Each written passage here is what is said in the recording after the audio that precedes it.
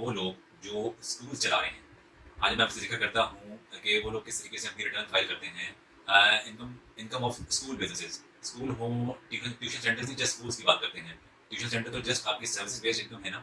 اسی طرح جو اسکول کی انکم ہے اس کو 2 حصوں میں ڈیوائڈ کر دیا گیا ہے.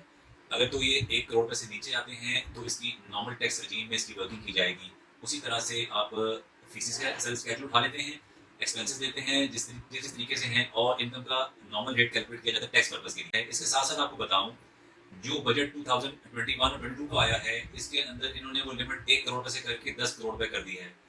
جن لوگوں کی فیسز کی مد میں 1 کروڑ روپے سے اوپر آ رہا تھا، اب وہ لوگ منیمم ٹیکس میں اپنی ریٹرن فائل نہیں کریں. جس بندے کی ٹرن اوور 10 کروڑ سے اوپر ہوگی تو وہ جائے گا منیمم لیول میں. ادروائز اس کیٹیگری میں کروڑ روپے سے اوپر جو بھی ہو جائے گا وہ نارمل ٹیکس رجیم میں ہی فال کرے گا. یہ میں آپ سے ذکر کروں، سیم وہی سچویشن ہے جیسے کہ میں نے آپ سے پہلے بتایا آپ کو کہ کس طریقے سے نارمل والے معاملات، پہلے بھی آپ سے 3-4 بزنس کا میں نے ذکر کیا ہے.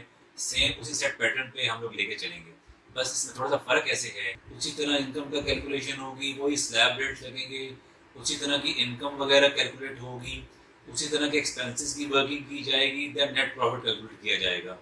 سیم انڈیویجول کا، پارٹنرشپ فرم کا اور پرائیویٹ لمیٹڈ کمپنی کا سچویشن ورکنگ کا ہے.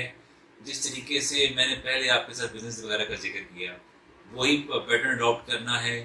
انڈیویجولز اور پارٹنرشپ فرمز کے حوالے سے چلیں تو آپ کو پتہ ہے اس میں اکاؤنٹس اور بیلنس شیٹ وغیرہ معاملہ کرنا ہے. اور انڈیویجول والی بات آ جائے تو اس کے لیے ہم لوگ ویلتھ اسٹیٹمنٹ کا سلسلہ بناتے ہیں. اسی طرح اگر ہم لوگ کمپنی میں چلے جائیں تو اس کے لیے بھی پراپرلی سرٹیفائڈ اکاؤنٹس بنا کے اپنی ریٹرن کا پارٹ بنایا جاتا ہے. یہ وہ ہے سلسلہ جو میں نے آپ سے اسکولز والے جو بزنس لوگ کر رہے ہیں ان کی انکم کے حوالے سے آپ کو بتایا ہے. شکریہ.